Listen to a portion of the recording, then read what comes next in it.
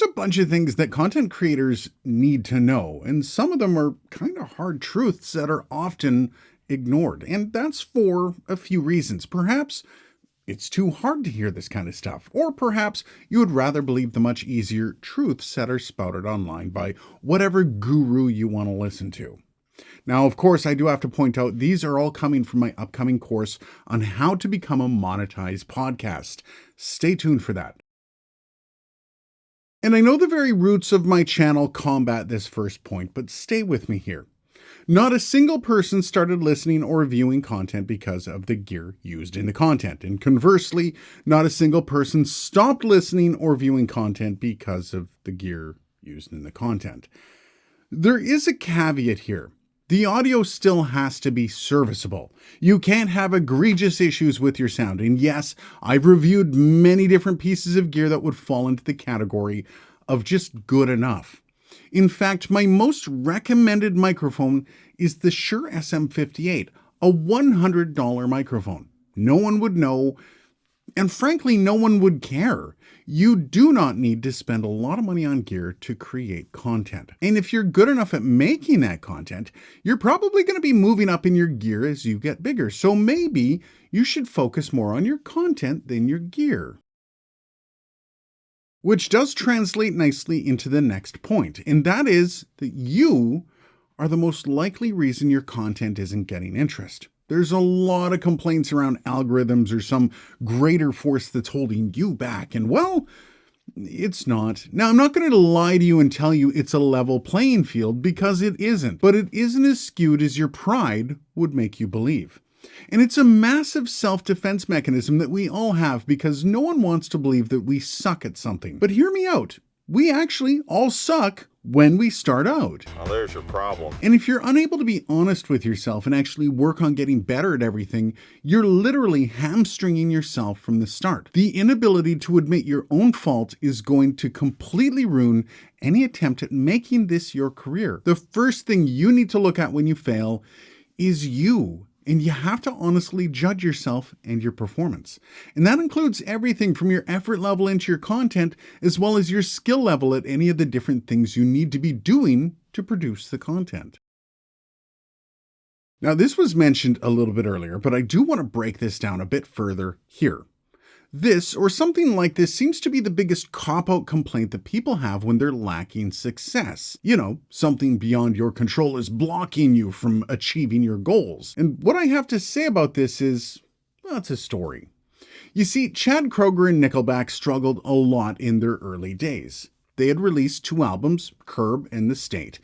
And well, they weren't complete flops, but they also didn't chart in Canada, their home country, so it was a bit of a rough time for the band, but they wanted more than middling performances in their music. So Chad, the lead singer, decided to do his homework.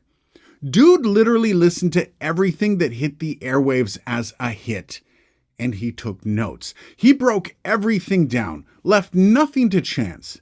And according to him, this was about 2 years of research. All this, and the next album that came out was Silver Side Up, which, by the way, was a mix of songs that were written before, like the old way they wrote their songs, and the new songs, the ones that were influenced by his research. And if you go back and listen to the album, you can actually hear the difference between the songs. You see, Chad could have sat back and just cried about how the world was against him. You know, big radio didn't have his back, or DJs didn't want to spin his music because he was Canadian. No, that dude pulled up his big boy pants and learned what it took to create music that people wanted to hear.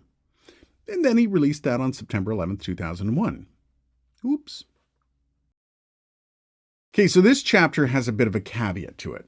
You see, all people you hear and see in media are technically playing a role. Anyone successful in media has learned the U plus 10% rule. Now, I'm not going to get into that here.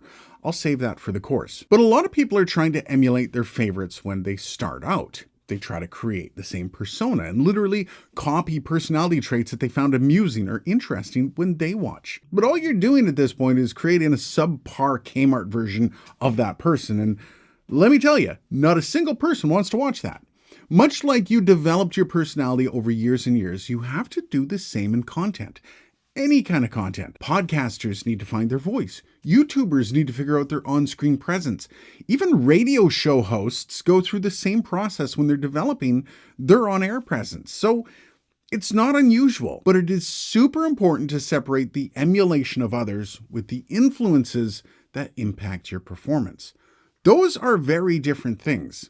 Now, it can take some time to separate them, but you have to start now. And the best way to do that is to just stick to your own personality, and you will learn how to shine as you get better. If you do this, your personality will begin to come out, and all those little idiosyncrasies about you will actually become your content creation personality. Now, I know this is one of the hardest things you can do at the beginning of your journey into being a content creator, and that's because it leaves you vulnerable. But getting over that vulnerability is a key to your success as really anything creative. Eventually, you will start to feel comfortable in your own skin. I promise. And this is one of the most dangerous things that people can start to believe about their own product. And this is a good time to bring up my favorite quote of all time, but I have to admit I forgot who said it. For the life of me, I thought it was Johnny Winter, but I can't find it. Anyways, the quote is, "I've been playing guitar for over 40 years, and I think I almost figured it out." Now, this was in response to someone praising how good he was at playing guitar, and it was kind of a poignant way of describing the creative process. Remember, you are never done growing or developing your craft or work. It's always a work in progress. And as soon as you take your eye off that ball, things easily start to fall apart. As soon as you allow your ego to believe that you are done, you're going to stop moving forward, and you will quickly be left behind. Allow your humility to constantly guide you forward, and always keep in mind that there's always something you can improve upon. That mindset will nurture growth within your content.